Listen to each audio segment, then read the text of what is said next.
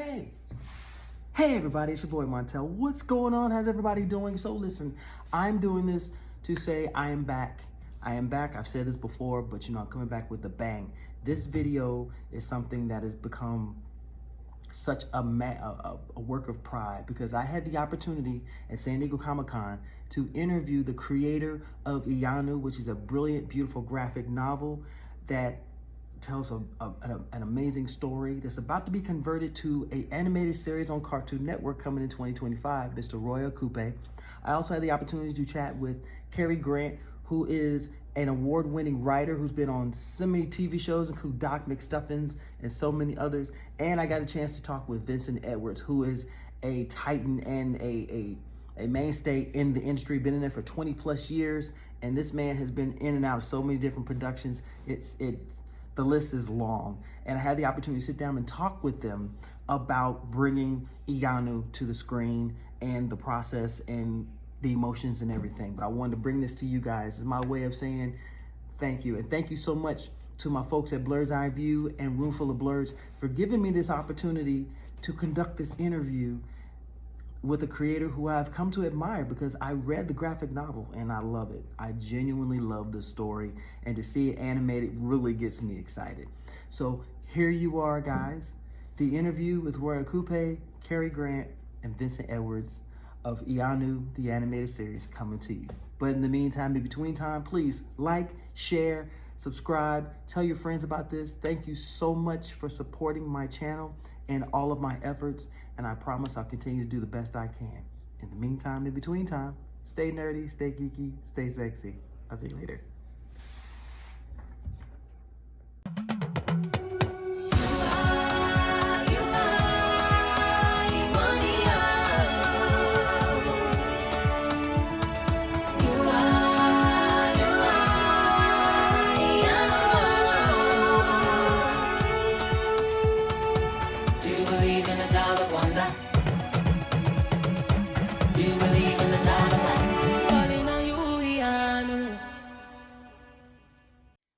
Ladies and gentlemen, boys and girls, nerds and blurs of all ages, good evening, good morning, good afternoon. Once again, Design Navymontel, your frosted bearded Blerdicorn here.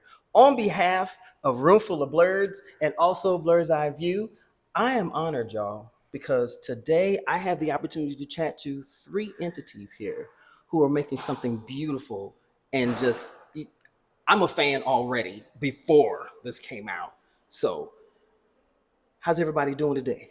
I'm good. Really? Group. All right. I like his answer too. He just said groovy, just straight out. I like it. So please do me a favor and pass this around. Please introduce yourself. Hello, everybody. My name is Roye Okupe. I am the creator and executive producer on the Iyanu TV show, also the creator and writer of the Iyanu graphic novel. Great to be here. Hi, everyone. My name is Kerri Grant, and I'm a writer on Iyanu, the animated series. Hi, I'm Vincent Edwards. I'm the supervising director on Iyanu Project, which pretty much makes me the chief cat herder. We were talking about that earlier. Is it herding cats or herding hamsters? The cats are faster. The cats are fast. Okay. So, y'all, when I tell y'all, when I was asked to have a chance to chat with them, first of all, the graphic novel is amazing. If you have not picked up Iyanu Child of Wonder, you have to pick this up. This is a beautiful story, absolutely beautiful. And thank you for creating this, first of all. It's my pleasure. So my first question would be is, how are you enjoying the con? You get this. Oh, this one? Okay. Yeah, y'all get passed around. Oh, that's fine. That's fine. Actually, it's been pretty good so far. I was telling Kerri, it's actually both of our first San Diego Comic Cons. I mean, Really? I've been to New York several times and some That of the doesn't other count. big ones. Yes, it does. Doesn't count. Doesn't count. That's your practice. That was your practice for this. But no, it's been amazing to just be part of what I think is probably the biggest geek event in the world. Mhm. So yeah, it's been fantastic. Like Roy said, this is also my first Comic-Con, so it's been kind of a whirlwind so far, but really my head is just on a swivel, just looking around at all the costumes. We saw like a full Kill Bill cast yesterday, which was really cool. People in their fierce superhero poses, like it's great. I'm looking forward to wandering around today and really checking it out for real. All right. Well, this is not my first San Diego Comic-Con. I've been coming here since I was a wee lad, back when it was just a tiny little convention with people selling comic books. And now it's like Las Vegas of animated and comic media. So it's much different, but still very cool. You know he's bragging, right? Because back in the heyday of this convention, I wanted to. He's also telling his age as well. Oh, See, it's anything specific. I'm not 29. I'm just saying. neither am I. So I guess I'm in that avenue as well. So being able to spotlight, first of all, Iyanu, I've actually talked to some people who I talked to and they discovered it and they loved it. But when they found out that there was going to be an animated series, they were even more excited. So how was your excitement when you found out that you could actually turn this into an animated series? I mean, first of all, I think it's only fair that I introduce Iyanu to the people that don't know about it. So it's a fantasy story that takes place in a fictional Yoruba land. I was born and raised in Lagos, Nigeria, so I've always wanted to create stories in the same vein as Avatar: The Last Airbender, Dragon Prince, The Legend of Korra, but from an African perspective and inspired by Nigerian culture. So if you're into any of those shows, you would definitely love Iyanu. But in terms of how did I feel when the series was announced, I mean, I guess I felt really ecstatic, but also exhausted because I've been trying to get this done literally my entire career. Really? And for anybody that knows, like getting a project greenlit is one of the most difficult things in this industry because there's just so much stuff out there. But I felt really humbled and very grateful for the opportunity that Lionforge Entertainment, who is producing, and Cartoon Network and Max, who are going to be broadcasting on the North American side. I felt very grateful and honored for the opportunity, and I can't wait for people to see what it is that we are doing with this show. Because again, I know people throw around the word, "You've never seen anything like this before," but literally, you have never seen anything like what we're doing with Iyanu. Okay. And I apologize for not explaining who Iyanu That's fine. That's is. my job. That was It's my job to do that. See, that's true. And it's like, could you tell us about it? It's like, by all means. But it's such an amazing story, y'all. When I first heard of the comic coming out, I was devastated because I was waiting for something like this to come out. And let me tell you, I'm not disappointed. If you have not checked it out, please go pick it up. Please. Support this young man because he has been working hard on this. So when you finally have it together, did you have anybody that you wanted to work with specifically, or were there people recommended to you? I mean, I think both, but I mean, Kerri was somebody that we met a very long time ago, A legend. yeah, from the first dinner that we had, the two of us were. I mean, it felt like we had known each other for like 10 years, and I know people say that a lot, but like we spent like 2 hours just talking about life, and it's like we spent like maybe 30 minutes actually talking about Iyanu, and then another like an hour and a half just talking about life in general. So I've always been a fan of Kerri, and this was definitely somebody that I wanted to work with. And then yes, obviously, there's been so many other people that have been involved in the project. Obviously, Vincent joined us as well as supervising, director. And honestly, like Vincent has been like a mentor to me. Okay. Because I was joking about his age earlier, but Vincent has a wealth of experience. And this is my first forte as creator of a show. And to just have somebody like him, like really, really on the project to support me and the vision that I have, while also bringing his experience and his vision and his own background, has been nothing short of amazing. So with you, Vincent, you, like you said, you bring a wealth of experience in the industry and things. So how did you feel being a part of this project? Well, really connected to the overarching mission. I mean, beyond the Iyanu of it all, I'm really. A lot of people use catchphrases, bumper stickers like diversity, authenticity, inclusion. A lot of people talk that talk, but not very many people are actually following through and walking it. So when I saw what this is and what the Lionforge commitment to delivering this product at a really high level of quality and execution, I was like, yeah, I'm into that, because I think that everyone wants to see something that looks totally badass that also hits all those other buttons. And so I'm really happy to be a part of that. And me and Roy get along thick as thieves, so it's always fun. We crack up every day on our Zoom calls, and it's a great team. It's a good project. And see, for me, that is the key. The team getting along and being able to talk through if there are issues with production or story, or even maybe a chink in the character development. So, Kerri, you have had a wealth of wisdom and knowledge as far as experience, as far as writing. How did you feel being brought on for this project? I know, like I said, you two have had the chance to just have that long conversation. You know, it's like, here's business, here's life. That's pretty much what the conversation was. So how did you feel being brought on here? So, like Roy said, we met really early in the process when we were just talking about the possibilities for Iyanu and what it could be. And at the time, I was on another show, so I wasn't available. So when several months or a year, I don't know, what is time? Exactly. Time is relative. Time is relative.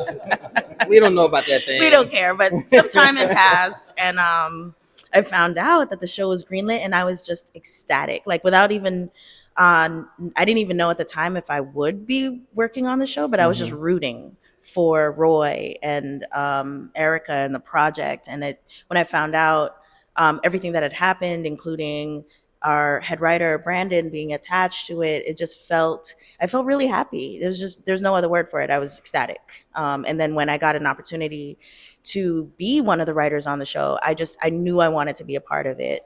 And I wanted to do that. However, I was working on Iyanu, and I was sort of juggling other things, but I knew that I wanted to be a part of this. So happy, ecstatic, elated, excited. So I'm gonna say this because she's not gonna say it. Like, so Kerri is an Emmy award winning, right? I was begging for her to be on the show. So I mean, I know she's not gonna toot her own horn, but again, to have somebody of that caliber in the writers' room, and obviously our head writer as well, Brandon, who has worked on almost every popular IP, Transformers, Superman, Batman, like to have him, her, and then obviously like the other people in the writers' room, Ivory Floyd and Matthew Wayne.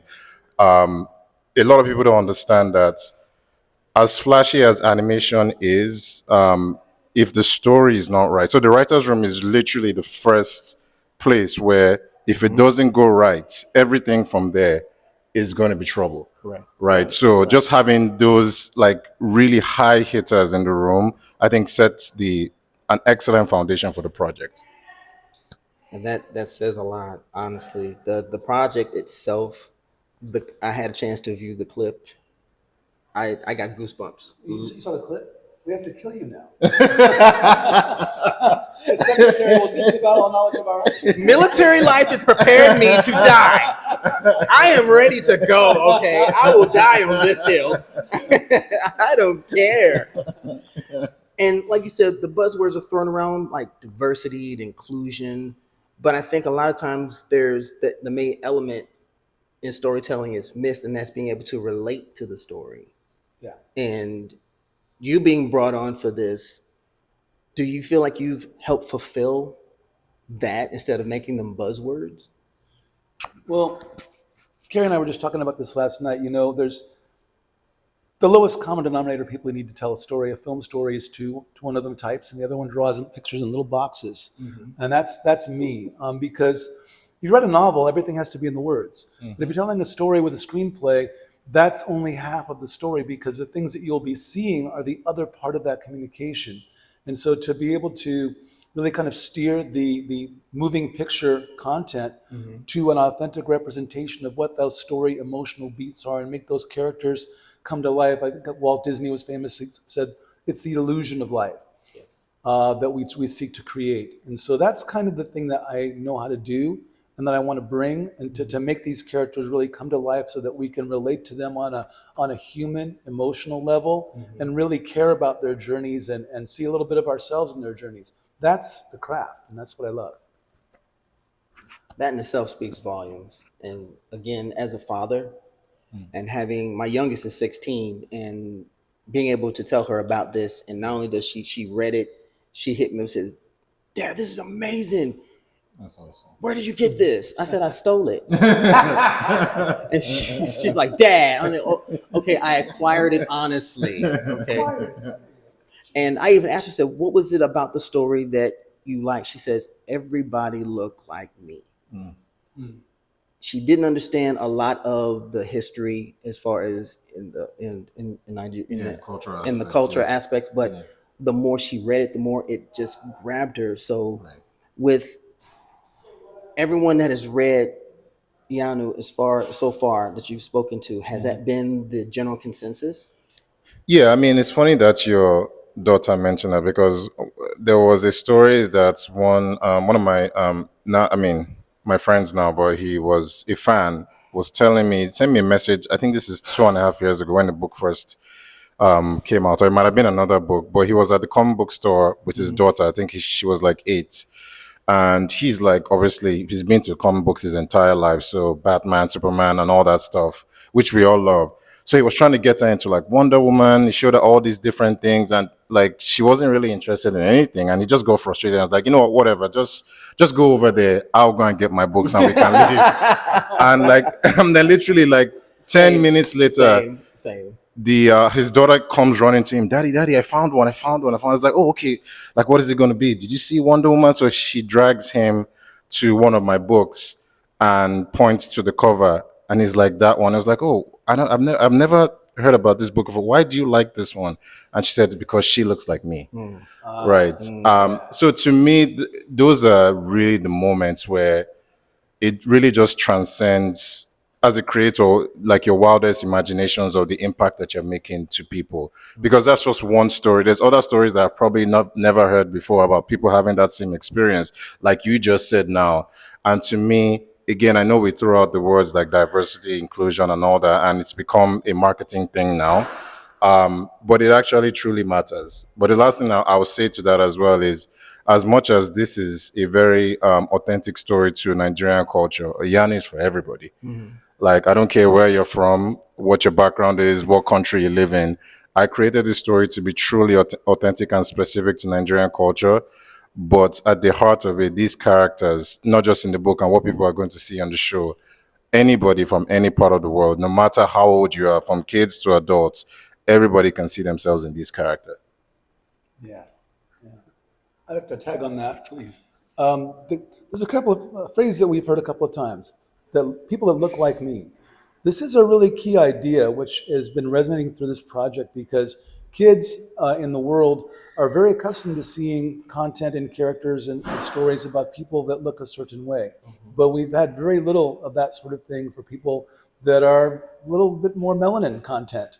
And so that level of personal identification on that level is something that's really been missed in popular culture, that this serves and really addresses, and that excites me. But as Roy said, it's all about our commonality of human experience. Doesn't matter what color the package you come in, we all have the same experiences, and that's what makes this a universal story. So I'm in for that. And I wanted to give Kerri a chance to chime in, because it's also important to understand that, you know, different perspective matters. So I'm not a 14-year-old black girl, right? So I've never been there. But I wanted to give Kerri a chance. Like, even in the writer's room, it was so important to have somebody like her there to really give us the insights that me as a creator, wouldn't really actually understand as well. You know you beat me to it. I'm sorry. I'm doing your job, bro. You know, you're saving the best for last, but it's fine. It's like, thank you for tuning in. Next host will be Roy himself. I was just gonna, even as you guys were talking about Wonder Woman and all this other stuff, I started thinking about when Wonder Woman the movie came out, how there was so many reports, articles, whatever, about how it raised a level of confidence amongst girls in a collective way. And when you think about it, like, if you've grown up with where most of your superheroes, if you're a guy, most of your superheroes are men or boys, right? And it's like you walk around the world with a certain level of confidence and self-assuredness that you don't even realize you're getting from the media you're consuming. So the fact that Iyanu is a 14-year-old girl, I think I wrote in my first script that she cried. Yes. Right. I remember And I that, yeah. think that's such a small thing, but such a big thing. Yeah. Because she can be a badass and she can kick ass and she can be a warrior and she can be all these things, but at the end of the day, she's still in puberty. She's still a girl going through puberty, and in some ways the story itself is like, there's so many metaphors happening in the show and in the story, but that's one of them, I think. And because it's a coming of age story of this girl coming into herself as a girl in the world and as a woman in the world. So I was really excited to be, that person, because I love crying. I'm a fan. I'm a fan. Same. There will be crying. There will be crying. Yeah. There'll be some tears flowing all of us. Yeah. Like, I'm fine. My eyes just hurt. That's all. It's fine. My eyes are sweating. Exactly. And like the relationship between Iyanu and B. Yeah. Between all of them, but Yeah. that's an interesting relationship to explore too, because I think a lot of times, especially in shows for younger kids, you have to be sort of like, we can't be that multifaceted with the emotions and the range of emotions and all of that stuff. So that was really exciting to explore for Iyanu as well. Like, in one moment she's being a badass, the other moment she's sad, she's confused, she's all of these things, right? So we've created hopefully a really relatable, real human girl. And I think the main element to this, and we talk about relatable and melanation, it's a female hero. It's a little girl. That is something that I think a lot of the audience can relate to, because, like you said, a lot of them have walked that path of confusion and growing up and just trying to come into your own. So the fact that Iyanu can be related to not just to our little girls, but to little girls across the spectrum, that makes this so beautiful. So with that, what has been, all of this is for everyone, what has been the greatest challenge creating this and putting it to animation? Before I answer that question, I want to He preface things no easily. He's wonderful with the preface. I love it. No. I'm not saying this man is. I wanted to say that I think this is Roy being a big fan of Kerri Grant's Day, because I want to tell another story. It's funny when you mentioned about little girls looking up to Iyanu, just looking up to characters. So Kerri was a showrunner on Ada Twist, on Netflix. Brilliant show. Check it out if you haven't. But I have a 8-year-old niece who loves the show, right? So one day she came down the stairs singing, "Hey, the twist, scientist." I was like, "Oh, you like that show?" I was like, "Oh, I love it. It's my favorite show." I was like, "I know the showrunner." She was like, "Yeah, right." I was like, "Are you kidding me?" I said, "I know." So you had given flex moment. Yeah, she had given Kerri had given me a gift for my daughter, but my daughter was too young. She didn't know anything, so I just kept it away. It was from a gift from the show. So I brought out this toy and I said, "This is what the showrunner gave me." She was like, "Oh my God, so you actually know her?" But again, it's like, so I explained to her, Kerri Grant, this is the person. But the fact that she could see that it was another Black woman creating a show that she loved, like the expression on her face was amazing. And I think that's the part that people also don't get to understand, is that representation on screen is fine, but personally, I think it's even more important to have it behind. Who are the people executive producing? Who are the people show running? Who are the people in the writer's room? Who are the people directing? And I think people getting to see us as the people behind the show, like, it's really going to go a long way for the next generation of people who are growing up watching these things, saying that, you know what, I can actually do it as well. So I just thought it was important to point that out. But in terms of the most difficult, what was the question? The most difficult part? The most difficult part, I'm going to look at Vincent because I'm trying to think, what can I say and what can I not say? Vincent, you start. I don't want to get in trouble. You start. I'm going to defer to a metaphor. Yeah. I love what we do. I love doing it with all of our crew. Also love what we do, but it is really, really, really labor intensive. It's like walking uphill in the snow, barefoot, both ways. And we was thankful. if you don't love it, nobody in their right mind would do it. But at the end of the day, when you get something that you're proud of and you go, it was worth it. Yeah. That's what I do it for. That's what I do it for. Okay.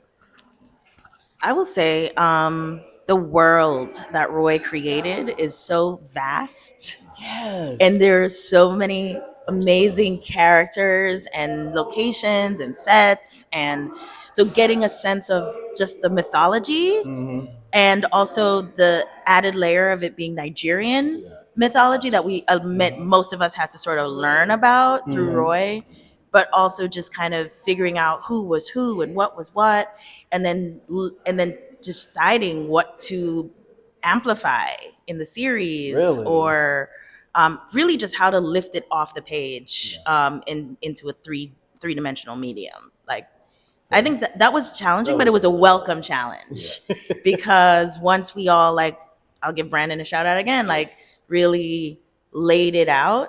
It was just so like it really took the skills of so many people to realize this world in a like a fully formed three-dimensional way. And I think the extra reward, I think when we do hard things, the reward is even sweeter. Yeah. So, Agreed. And let's hope, and we hope, like, we're doing it for people to see it, love it, see themselves in it, and get to know a different culture, like a culture that I think a lot of people don't already know a lot about. A lot of people do, but many people don't. But outside of that, it's just an intriguing, engaging, exciting world to be a part of. Yeah, I mean, and just to add to that, I mean, now that she mentioned it, that was, and it still is very challenging, right? Because this world is so vast. I remember when we first started, one of the things that I gave to Brandon and Brandon gave to everybody was this 50-page document that I had written about the world of Iyanu. Literally, there's no pictures. It's literally just 50 pages of So this we is had the to world. create a Yeah, and picture. this is 50 pages of not the current story. This is 50 pages of the 1,000-year history before our show even starts. Like that's how deep the story is. And to try to really take all of that and really fit it into the amount of episodes that we had and still make it compelling and still make it funny and still make it action packed and still make it relatable. Like that was very difficult. But I think, what Kerri said is true. You have to really give credit to Brandon, who was the head writer, because he didn't have an easy job. Right, because as the creator, right, I have a very deep attachment to the world. So there is a lot of things from the graphic novel I want to bring into the show. But you need somebody that is objective, that understands TV, that understands animation, to be able to say, okay, here's 100 things that we want to do. Can we do 50, and then the other 50, can we modify it in a way where it's works better for TV? And how do we do it without taking away the authenticity? There were so many layers of complexity that we had to check through. Oh, is it authentic? We're going to work for kids? Are adults also going to enjoy it? Are we making sure we're giving this character enough screen time? Oh, Iyanu is the hero, so she has to have this. So there were so many things, many and balances. I again just want to. A lot of people don't understand the amount of work and the amount of people it takes to create a show. And a lot of times they don't get credit. Like, so even people like Brandon, people like Vincent, even our production team, like we don't win awards for like schedules and budgets, but those things actually matter. They matter a lot. They matter a lot because if no, I'm saying exactly, because I agree. if you give like creative people like myself, Kerri, and Vincent, just go and do your thing, we're going to spend $100 million. Because so it takes a lot to be able to do this, and I think it's a testament to the entire team in terms of what we've been able to do so far. The power in this project is mind-blowing. Honestly, I can see this something that would just transcend space and time, where my daughter will pass it on to her daughter, and so forth and so on. Amen to that. Yeah. Fingers crossed. Yeah. No problem. Come on through, baby. It's what we do. Come on. Uh-oh. That's okay. You're fine. You're fine. You're fine. Yeah, we had the ones. You're fine. Sorry. It's okay. That's all right. I do that at home, so don't feel bad. So it's perfectly fine. We're all just working here. It's all good. I'm knocking brooms over to make feel like I'm doing something. So no, it's no problem. Again, this is always organic. But Yeah. how can you describe the joy of bringing this to the screen? If you could put it into words, could you describe the joy? If so, how would you describe it? How would I describe the joy? Weren't expecting that, were you? I was not. Weren't expecting that. I'm like, how do I describe the joy? I used to play kickball. I'm gonna boom. I'm gonna just. I feel every time I talk about it, I recognize how much I light up talking about it to other people and telling them about this world and the characters and the music and the fighting and the detail, like everything up. I don't know if I can describe the joy, but it's like blowing the biggest bubble gum. I like that. The largest bubble gum bubble ever, and then getting to pop it. You know what I mean? You did that. Or a confetti cannon. I don't know, but it's like I'm just excited for people to see and hear and feel and experience this show that is both like we've all said, so specific, but also the themes are so universal. And it's just a fun new world to explore. Agreed. It's fun. And I still think it's fun, having worked on it, like gone through the hard things, all of that. It's just fun and exciting, and I can't wait for people to see it. Okay, I'll go next. Oh yeah, you're definitely going next. For me, the joy ironically comes when my heart is breaking. When I see the scene come to life. They say that drama is created when you have two sides that both think they're right, and in some ways they are. And when you see a scene that really encapsulates that idea played out poignantly, and it moves me to tears. I'm so emotionally impacted by the reality of that human failing, right? That's the power of story. And when I feel joy is when we succeed in conveying that through the work that we're doing to other people, and they can look at both sides and see, oh my gosh, these people are ready to kill each other, but and they're both right, but they're both wrong. And to be able to express the contradiction inherent in that at a level that a 6 to 11-year-old kid can also grasp is a challenge, and succeeding in that is also rewarding.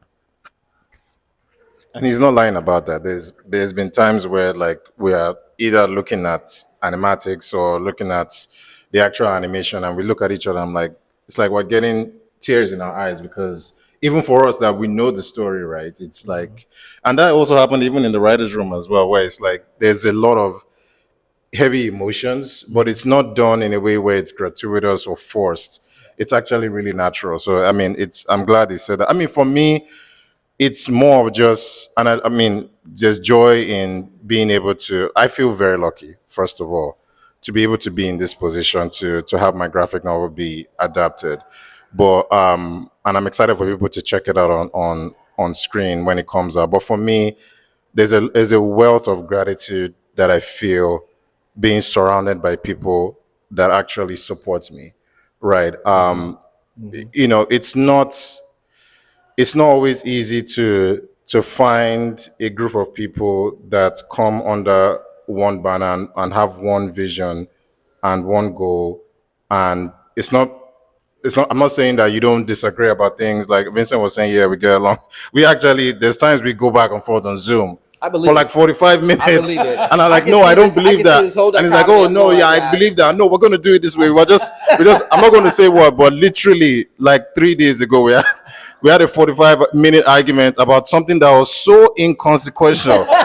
Like something that maybe 10 people are going to notice. And literally 45 minutes we were arguing. Kerri as a referee. She would have jumped in there. But the reason I mentioned that is that, to me, the way I view how a relationship progresses in the right ways, how comfortable are you with conflict? Nice. Right? Like, how comfortable are you saying, I disagree with that, and we need to have a conversation about that, and not shy away from actually having, because for me I think sometimes the best results actually come from conflicts, not in a way where it's disrespectful obviously, or degrading or anything like that, but from actual respectful, like, okay, how can we find a compromise?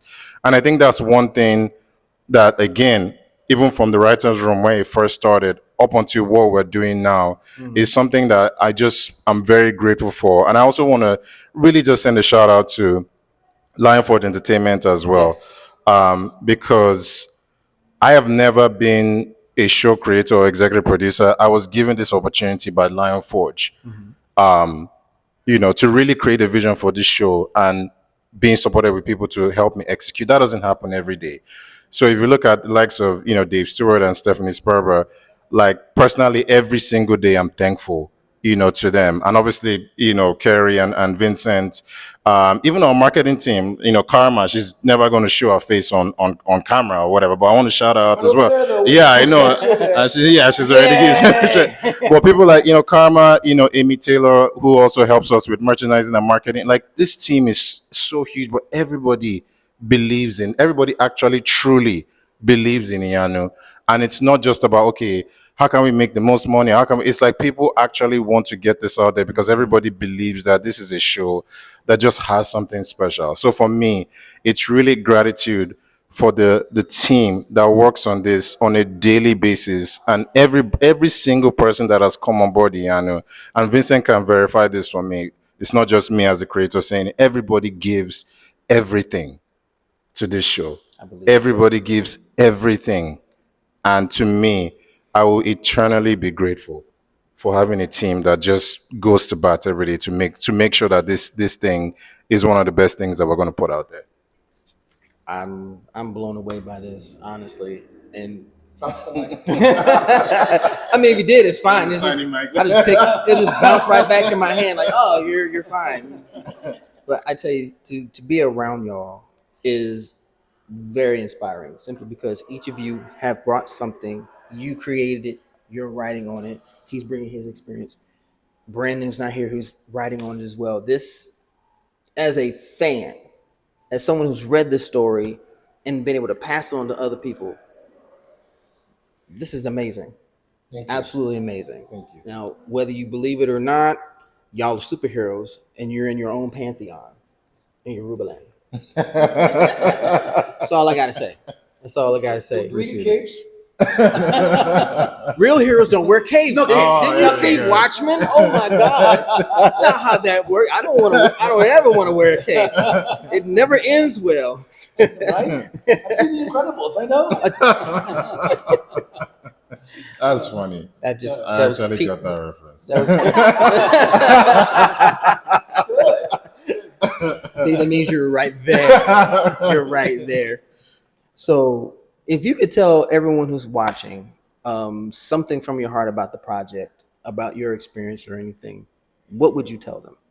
Just start here. Yes, you're on the spot again. I've worked on a lot of shows. I've worked on a lot of product. I've worked on a lot of things that required a lot of technical expertise to make executionally acceptable to the public at large, that I didn't give a darn about. This isn't one of those things. That's good. I think, well, when I first read Roy's graphic novel, I literally got chills. And I really value how my body reacts to things. You know, if something feels real or feels magical, I really, really, really, truly listen to that and value that. And so my heart just feels full from this whole experience, from even being, even our early conversations and talking about it, building the mythology, building upon the mythology that Roy created and creating these amazing characters and this beautiful world. What I love about it is it's hopeful. It's a really hopeful story. They talk about, people fighting and disagreeing, and it's hard. Iyanu's journey is not easy. but I think it offers a hopeful future for humans. And I think, especially given I feel like we're living at a convergence of so many crazy things going on right now in this Yes. Oh my world. goodness. And art really matters. It really matters in affecting how people think, how we feel, and what we think is possible for the future. So I love I it. also think the way we all got along in the writers' room, we had such great chemistry. Like it really came together really well, and I think there was a lot of joy and excitement. And even though we discussed a lot of heavy emotions in writing the show, I hope and feel like that joy will come through, not just from the writers, but from the art and Yes. the music and everything that has come into play to bring this together. So I love it. yes. I think one thing for me is just to offer a word of encouragement to every artist out there, right? You know, it's it's a tough industry, Yes. especially right now. You know, Vincent and I and Kerri were discussing this last night, how it's just hard, you know, to be a creative person in this industry right now. But I think what I want to just let people know is, I think if you continue to stay true to yourself and never try to cheat yourself. By cheat yourself, I mean don't allow the difficulty to change your perspective of what it is that you feel you want to offer the world, right? Because sometimes you can get lost in trying to chase what does the industry want now, or what does this person want. And I'm not saying, you know, planning is not a thing you should do, but I've always believed in staying true to yourself. I've always wanted to write what I would want to see. And, you know, if by chance that other people wanted to see the same thing, then that makes me happy.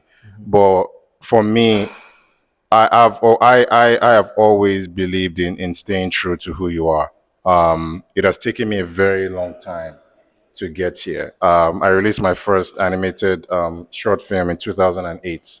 That's how long I've been trying Wow. to create an animated series. But for me personally, it's really been about not letting any anything going on in the industry affect what it is that I feel like I want to do. So I want to encourage people to just stay true to yourself, define what your own version of success is, and realize that my path or Kerry's path or Vincent's path is not yours. You can learn from us.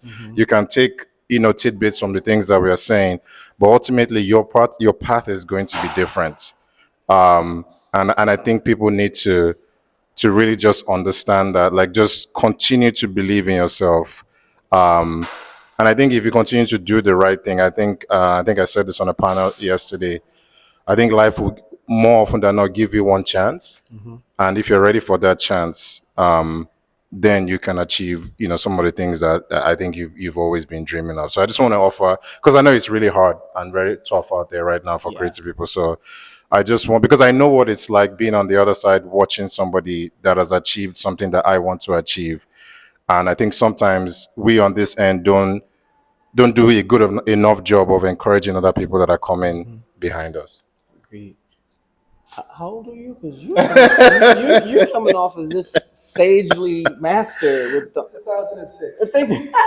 I mean, it just I mean, when you go through stuff, right, and you come out of it, like I've never been afraid to fail. So I've failed so many times. I've been rejected so many times. I never took that personal. I always try to learn from every negative experience. But personally, again, to me, part of my job is to make sure that anybody listening to me doesn't make the mistakes I made. I think it would be egregious of me if I come on this platform and only talk about my success. Yeah, I mean, like I was saying, I think, you know, it's important to really be honest with people and talk about not just the good things but the hard things, and as well as, okay, here's how I did it, and I hope that can be helpful for other people as well. Well, folks, I'm turning 40 next year, by the way. Just FYI. just throw it out there. Here's a number for you. As long as we put it, just don't ask Kerri. I'm not trying to get beat up. I'm not trying to get beat up. She's 26. All right, let's go. Let's go. Love it. So I can't tell you how much it has been an honor to talk with y'all today about this. So if you could tell something to the folks about Iyanu, the animated, what can you tell us? Please check out the graphic novel. It's on Amazon right now and pretty much every bookstore that's close to you. I also, the show is coming out next year. 2025 is all I can say because I know karma is like giving me daggers from off screen. I said 2025, and that was what I was told to say. So You don't want to see the faces that's coming from behind the camera, y'all. I've It is said not it's pretty. just 2025. But yeah, please continue to support us. We're going to be obviously at different conventions, different places, trying to continue to promote the show. But the books are out there now. I always tell people like, when is the show coming? I'm like, the books are out right now. You can read the story that's going to be on screen. So yes, please support the books. That's actually, a lot of people don't understand that how important it is, because if the books weren't successful, we wouldn't have a show. Exactly. So please continue to support the books. And obviously we can't wait for you to check out Iyanu when it comes out next year. I am beyond excited for y'all. I want to tell you, thank y'all for joining us. Like he said, go get this amazing book. He put his heart into it. I'm telling you, you will read every single page and you will feel everything that you're feeling here. Yeah. This young lady is amazing. Okay, y'all talk about Storm? Nah. got Iyanu right You said here. it. I didn't say it. It's the next generation. Let's go. Everybody, thank you for joining us. And as I always say, please stay nerdy, stay geeky, stay sexy. Check out Iyanu. Thank y'all so much again for this. I appreciate that. Thank you. Hi, guys.